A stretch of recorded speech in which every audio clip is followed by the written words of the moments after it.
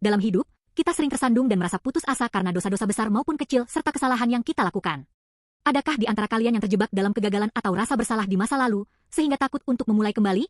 Apakah kalian menyiksa diri sendiri dengan pemikiran bahwa kalian harus sempurna, atau terus menyalahkan diri karena tidak bisa memaafkan kesalahan di masa lalu? Banyak orang modern hidup dengan kecemasan seperti ini.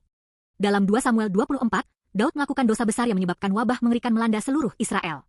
Daud menyadari kesalahannya, bertobat, dan kembali kepada Tuhan. Kemudian, ia mempersembahkan kurban di tempat penyirikan Arauna. Yang menakjubkan, ketika Daud berdoa kepada Tuhan di sana, Tuhan mendengar doanya dan menghentikan wabah itu. Kemudian, Salomo, putra Daud, membangun bait suci pusat Israel di tempat yang sama.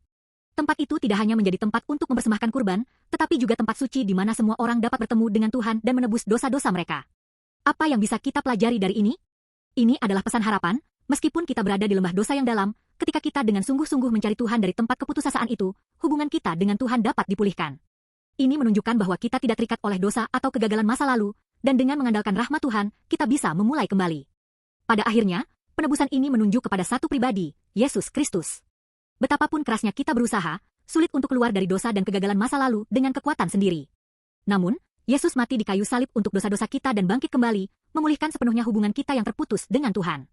Dalam Yesus, kita tidak hanya diampuni dosa-dosanya, tetapi diri lama kita juga dihapus, dan kita dilahirkan kembali sepenuhnya, 2 Korintus pukul 5:17. Kita menjadi anak-anak yang dikasihi Tuhan, dan menerima kehidupan kekal serta kehidupan baru sebagai anugerah. Saudara-saudara yang terkasih, dalam Yesus Kristus, kita tidak lagi terikat oleh dosa atau kegagalan masa lalu, dan kita memiliki kuasa penebusan yang luar biasa untuk memulai kembali kapan saja. Dia mengampuni kita, memperbarui hidup kita, dan terkadang bahkan menggunakan kegagalan kita untuk membuat kita lebih kuat. Dalam kehidupan kebangkitan Kristus, kita menemukan identitas baru dan tujuan hidup. Kita dapat mengalami pengharapan sejati dan damai sejahtera yang tak tergoyahkan di tengah penderitaan dunia ini. Hari ini, adakah yang sedang menderita karena peristiwa masa lalu atau takut untuk memulai kembali? Momen-momen terlemah kita pun bisa menjadi kesempatan untuk penebusan di hadapan Tuhan. Yesus selalu mengulurkan tangannya, sehingga kita bisa bangkit kapan saja. Dalam Dia, kalian bisa melampaui diri kalian di masa lalu dan menjadi pribadi yang kuat untuk memenuhi tujuan baik Tuhan. Hari ini, saya dengan tulus mendoakan agar kalian mendapat keberanian untuk memulai kembali dalam Yesus. Terima kasih.